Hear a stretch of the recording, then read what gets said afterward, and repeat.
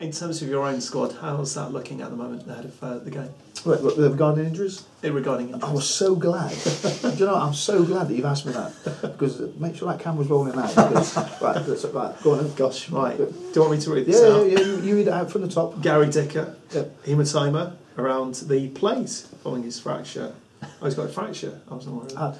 Had a fracture. Open reduction, internal fixation of his fibula 3 years ago. So that's an old injury. That's flared up, isn't it? And it took a knock on that. Okay, next one. I'll ask you a bit more in detail about this. Mark Gillespie, I've no idea. Osteondral defect in his medial femoral. This is made up. Isn't it? No, this is all femoral and tibial condyles. Nothing worse. Steric musculotindion on it. You know the reading. This is what I get on my desk every morning. Musculotin junction of the mid-right vastus medialis muscle. Brad Potts, grade 1 tear of the musculotin. Minus grade 1. Minus grade 1. Junction of the proximal right soleus muscle. That's somewhere in the stomach, isn't it? And Josh Kelly's undisplaced oblique fracture of his left 10th rib. Right, let's in layman's terms, Keith. In layman's terms. Can I refer to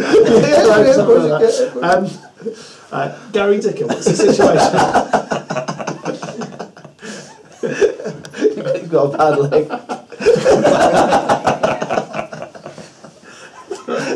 You know, you say layman, how layman do you want that? Right, let's be, he's got a bad leg. Steve Riggy's got bad something. He got bad something. Right. How do I rephrase this without getting technical then? Okay. In terms of the players who got injured, anybody likely to be involved this weekend? We're hopeful that Brad Potts may be available. He's the one that's been out on the grass with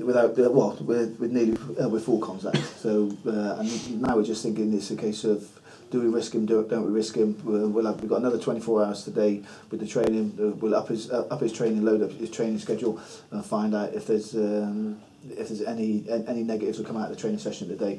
And then it's again. Then I think it'd be down to how he travels, because he's going to come to Exeter no matter what. So it's going to be a case of how he travels. If there's been any reaction to that, we do a light training session on the Friday, and again we've been mindful of the fact that I will pick the team on the Friday. So it should be interesting. What about Stephen Rigg? What's the situation there? Bad leg. Can he be any more specific?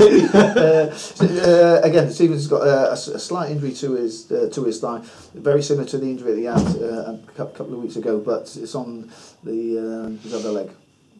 So again, however, there's a weakness that's been detected because of some of the intensity of the training that we've been doing. But no, so again, we think it's a no for this week.